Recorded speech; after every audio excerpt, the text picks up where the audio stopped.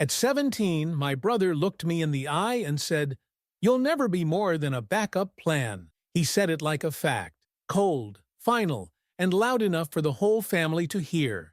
I didn't respond.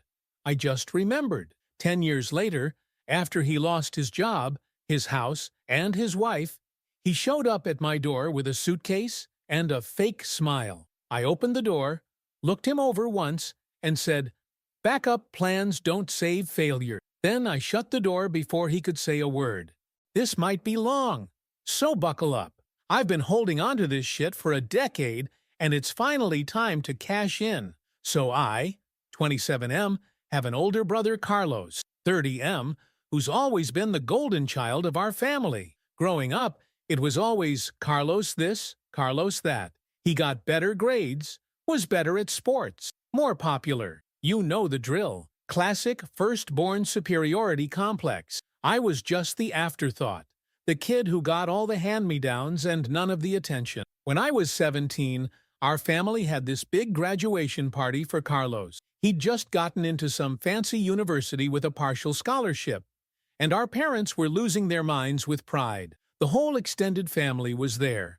Grandparents, aunts, uncles, cousins. Our small house was packed. Everyone was making these dramatic toasts about Carlos's bright future, while I was stuck refilling the chip bowls and taking out trash bags. I remember standing in the kitchen, scrolling through Instagram, while everyone fawned over my brother in the living room. Carlos came in to grab another beer, saw me on my phone, and smirked. Then he said it. The words I've never forgotten. He told me that I'd never be more than a backup plan, that I was just the safety school, the second choice, the just-in-case option, that nobody actually wants. And he said it loud enough that my parents and a couple aunts heard it too. My dad laughed awkwardly. My mom just sighed and told Carlos to be nice to your brother. Nobody defended me. Nobody told him he was wrong. Their silence said everything. I didn't cry. I didn't yell. I just looked at him, nodded, and went back to my phone. But I made a decision in that moment. I was going to remember this. And someday, somehow, I was going to make him eat those words. I'm not some psycho plotting revenge in my basement. Okay, maybe I am, but hear me out. The next few years, I kept my head down, finished high school with decent grades, nothing spectacular, got into a state school, again, nothing impressive. Carlos was living his best life according to his Instagram, frat parties, spring break trips, internships at places with fancy names. He graduated and immediately got a job that paid well enough for him to buy a car my parents couldn't stop talking about. Meanwhile, I was grinding, working part-time jobs to cover what my student loans didn't, eating ramen, and sharing an apartment with 3 other guys. But I was watching, learning, building connections, and most importantly, I was keeping tabs on Carlos. See, Golden Boy had some not-so-golden habits. He'd always been a bit of a gambler. Friendly poker in high school became sports betting in college, then online poker, then some sketchy crypto shit. Nothing too serious at first, but I noticed the pattern long before anyone else did. He also wasn't exactly boyfriend of the year material. He met Vanessa during his senior year, and they got married fast, like suspiciously fast. She was gorgeous, came from money, and thought Carlos hung the moon. At family gatherings, he'd talk about his woman, like she was a possession. And I'd catch these little moments where she looked IDK, disappointed, but she'd cover it up quick. I graduated 3 years ago with no fanfare. Surprise. No big family party, just a dinner at Olive Garden where my parents spent half the time talking about Carlos's recent promotion. Classic. But I was playing the long game. I found a decent job.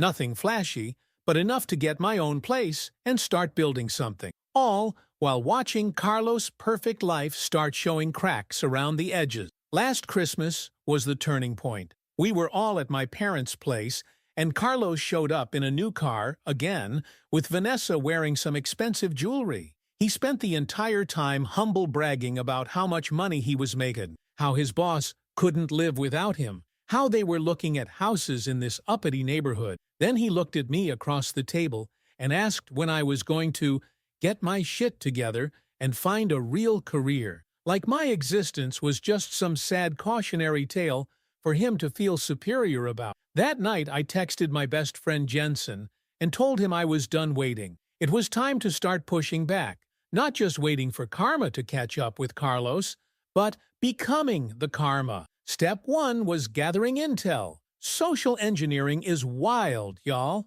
I started coincidentally running into Carlos's friends at bars, got friendly with Ryland, who Carlos has known since college. A few beers in, and Ryland was spilling all the tea about Carlos's gambling debts, how he was hiding them from Vanessa, how he'd been skimming from their joint account to cover losses. I set up a Finsta to follow Vanessa without her knowing it was me. Started noticing her posts getting more passive-aggressive about men who don't appreciate what they have.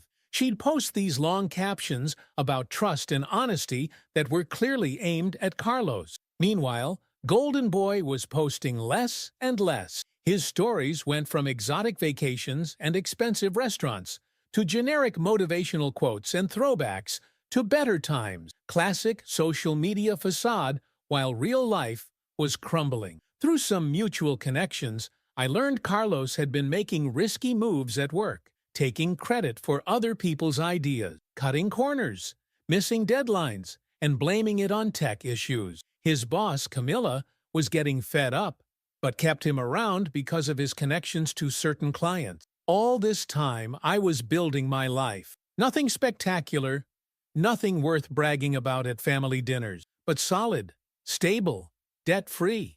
I started dating Rebecca last year, and unlike Carlos and Vanessa's whirlwind romance, we're taking things slow and actually talking about our future. 2 months ago, I decided it was time to move from observation to action. Carlos has created enough rope to hang himself with. I'm just going to help tighten the knot. I accidentally ran into Camilla at a coffee shop. Not an accident. I'd been tracking her routine through her public check-ins for weeks. We got talking, and I mentioned being Carlos's brother. She immediately got this look on her face. I played dumb, asked how he was doing at work, and she gave the kind of professional non-answer that screams, "Your brother is on thin fucking ice." I mentioned how Carlos has always been creative with the truth, and how our parents never believed me when I called him out on his bullshit as kids. Left it at that, but planted the seed. Next, I reached out to Vanessa to grab coffee, said I was looking for anniversary gift ideas for Rebecca and wanted a woman's perspective. During our chat, I casually mentioned how I was handling all the finances in my relationship, because that's what Carlos always said men should do. She got real quiet, then started asking questions about what else Carlos always said about relationships. I've been feeding Ryland information about Carlos's gambling habits, too, mentioning concerns about how much he seems to be betting these days, wondering aloud if Vanessa knows. The dominoes are starting to fall. Carlos's Instagram is all reposts and motivational bullshit now. Vanessa's posts have stopped mentioning him completely. My parents called last week saying they're worried about Carlos and asking if I'd talked to him lately. I haven't. But I will, when the time is right, when he's lost enough that he remembers what he said to me 10 years ago. Some of you might think this is petty, that I should be the bigger person or whatever, but you weren't there. You didn't see the look in his eyes when he told me I'd never be more than a backup plan. You didn't feel what it's like to be treated as less than your entire life. I don't want to destroy Carlos. I just want him to understand what it feels like to be the backup plan. To be second choice, to be the option nobody wants. And when he finally comes to me for help, and he will, I'll have the perfect response ready. Update 1. For those just tuning in, my brother Carlos called me a backup plan at his graduation party when I was 17, and I've spent the last decade planning my revenge while watching him build a house of cards life that's now collapsing, and I'm the one with the fucking fan. It's been 2 months since my last update, and things have accelerated fast, like I almost feel bad. Almost. Then I remember the smirk on his face when he humiliated me in front of our entire family.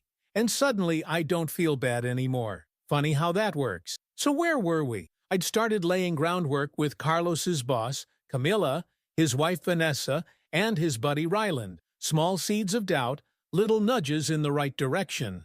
But I wasn't seeing results fast enough. Time to step it up. I'm not a psychopath. I swear, okay, maybe I am, but Carlos deserves every bit of this. First target, his career.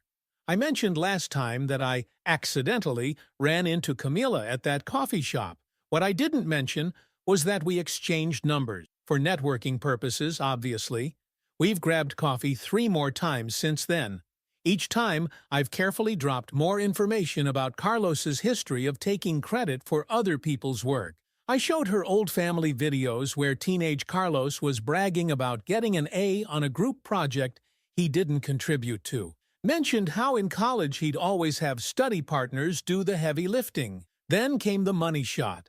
2 weeks ago, Camilla texted me asking if Carlos had a gambling problem. Jackpot. I played it reluctant at first, like I didn't want to betray family, but eventually admitted that yes, he's struggled with it for years. Told her how our parents had to bail him out twice in college, how he once borrowed money from me for car repairs that mysteriously coincided with a big poker tournament. I could see the wheels turning in her head. She started asking if his recent cash flow issues might be affecting his work judgment. I just shrugged and said something vague about how addiction can cloud decision-making. 3 days later, Carlos posted one of those cryptic Facebook statuses. When people show their true colors, believe them the first time. LOL. The irony of him talking about true colors while I'm over here playing 4D chess with his life. Next up, Operation Marriage Meltdown. My coffee date with Vanessa had gone well enough that she suggested we meet up again. This time she brought photos of potential anniversary gifts for Carlos. I looked at them and casually mentioned how they were all items Carlos had specifically told me he hated. Her face? Priceless. I showed appropriate shock when she asked what he actually liked. Then I hesitated just long enough before mentioning that Carlos had always been into blonde women.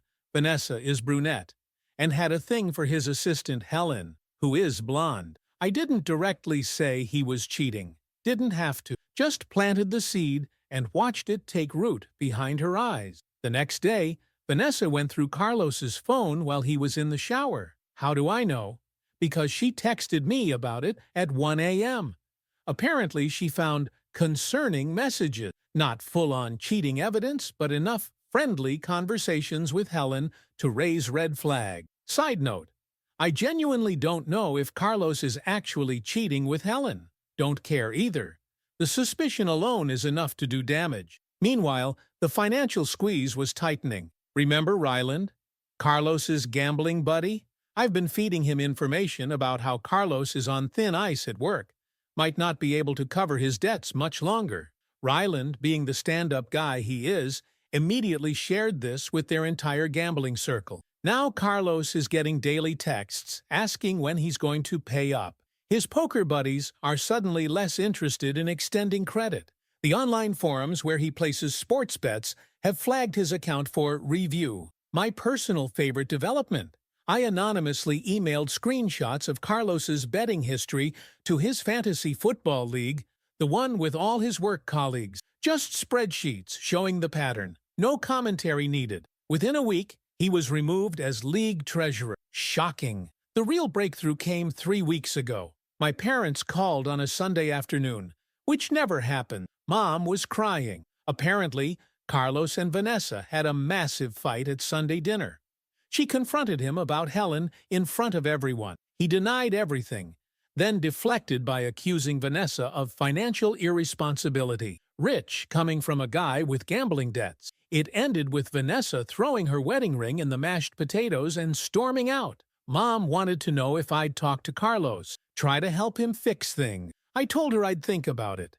Then I ordered a pizza and binged 3 episodes of that new Netflix show while ignoring his calls. Sometimes revenge is actively doing something. Sometimes it's just not being there when they expect you to be. The dominoes continued falling. Camilla put Carlos on a performance improvement plan at work. Translation: start updating your resume, buddy. Vanessa moved in with her sister temporarily, and posted one of those starting a new chapter Instagram posts that divorced women in their 30s are legally required to make. Carlos had to sell his precious car to cover some unexpected expenses. He posted it on Facebook Marketplace for $20,000 less than he paid for it a year ago. Desperate much? My parents' house has mysteriously become too small for family gatherings now that Carlos needs to crash there just until things settle down. Carlos's credit score has tanked so hard he got denied for a store credit card. How do I know? He drunk texted me about it at 2 a.m., asking if he could use my address for mail for a while. Look, I know some people might think this is excessive, that I should be the bigger person. But here's the thing. I tried that approach for years. I kept my head down, worked hard, didn't complain. And what did it get me? More disrespect, more being treated like the family afterthought. Carlos made his choices. He gambled away his money. He treated his wife like crap. He cut corners at work. All I'm doing is making sure those chickens come home to roost a little faster than they might have otherwise. The real test came last Friday. Carlos called me sobbing about how everything was falling apart.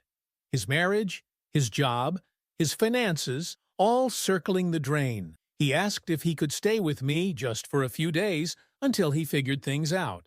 I told him my spare room was being painted. Total lie. I just didn't want him in my space, seeing what I've built for myself, seeing that the backup plan has a better life than he does now. Then he asked to borrow money, $2,000 to get back on his feet. I laughed, actually laughed out loud on the phone, told him I'd think about it.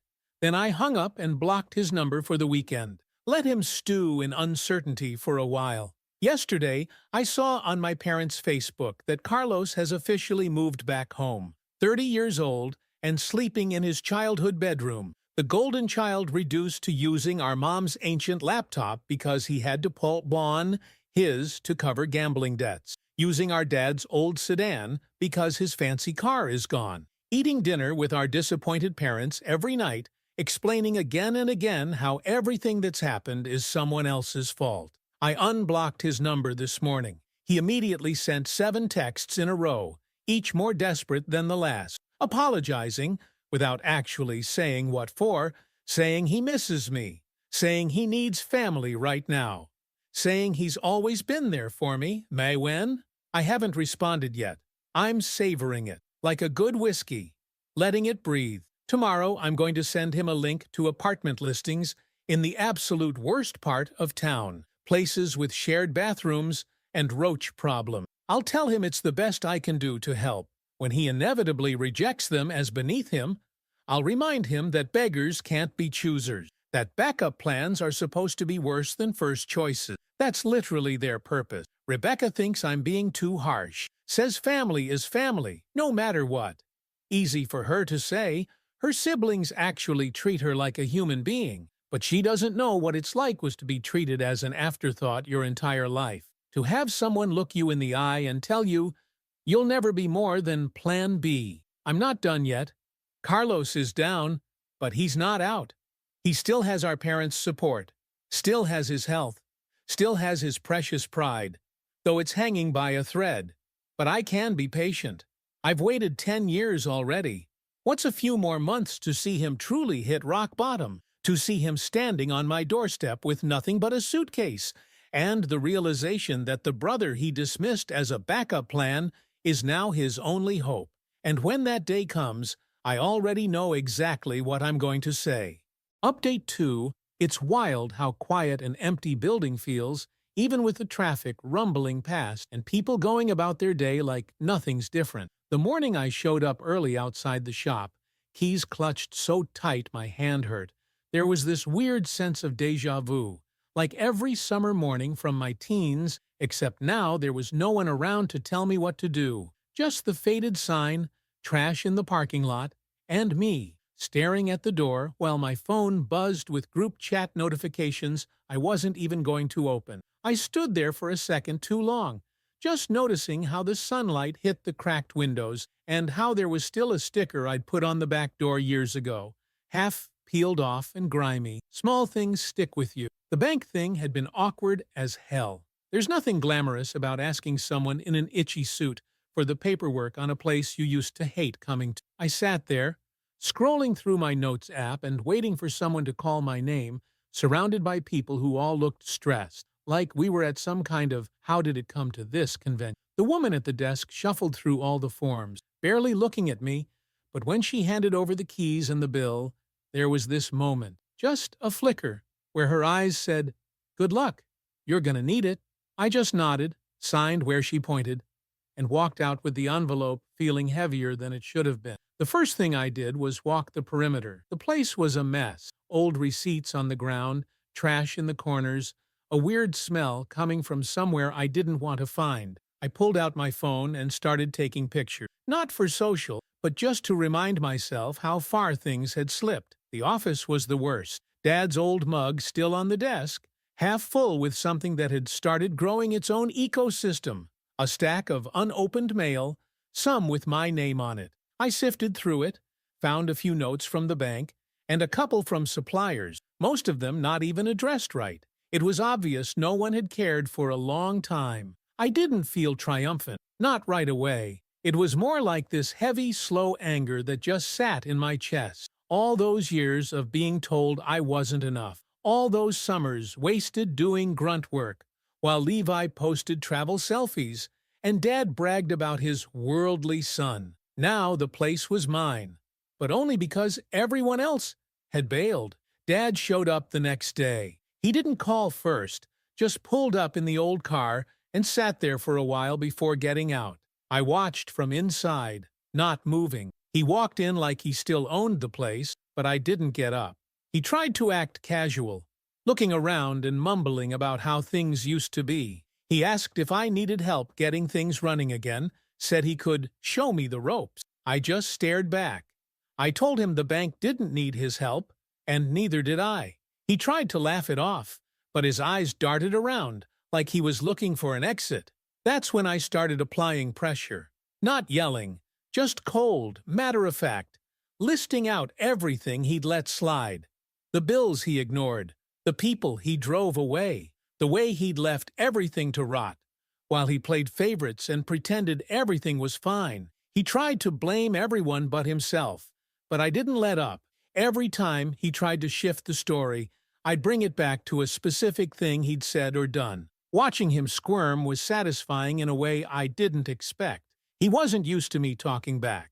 He asked if I could at least let him keep his old desk. I told him no. He tried to guilt me, said it was all he had left. I just pointed out that he'd never left me anything but work. He left without looking back. I watched him go, feeling this weird mix of relief and anger. It wasn't over, but it was a start. Levi messaged me a week later, acting like nothing had changed, said he was thinking of coming home for a while, maybe helping out at the shop. He threw in a few jokes about how I was finally the boss. I didn't bother replying. Instead, I posted a photo of the keys and the empty shop on my story, with no caption. I made sure both Dad and Levi could see it. Let them stew on it. The next few weeks were rough, cleaning out the place, finding all the little things Dad had hidden or ignored. I found receipts for stuff he never told Mom about, old notes with promises to pay people back, even a few voicemails on the office phone from people asking where their stuff was. I kept every scrap. I wanted a record. If anyone tried to come at me later, I'd have proof of how bad it really was. Mom tried to smooth things over. She called, said Dad was having a hard time, that Levi was just lost, that we should all try to move on together. I listened, but I didn't agree. I told her I was busy. She said she understood, but I could hear the disappointment. She still wanted a happy ending. I didn't. The employees Dad had left behind reached out one by one. Some just wanted to see if I'd pay what Dad owed. Others wanted to know if I was serious about running things different. I told them straight. I was cleaning house, and if they wanted in, they'd be working with me, not for the old man. Most of them agreed. They didn't like Dad, but they respected me. I hired back the ones who actually worked, let the others go. No drama, just business. Levi showed up in person once, out of the blue, all smile. He tried to act like we were still close, bragged about the places he'd been, said he had big ideas for the shop. I let him talk, let him pitch his plans. When he was done, I asked him one question after another about how he'd handle the debts, the customers, the day-to-day grind. He had no clue.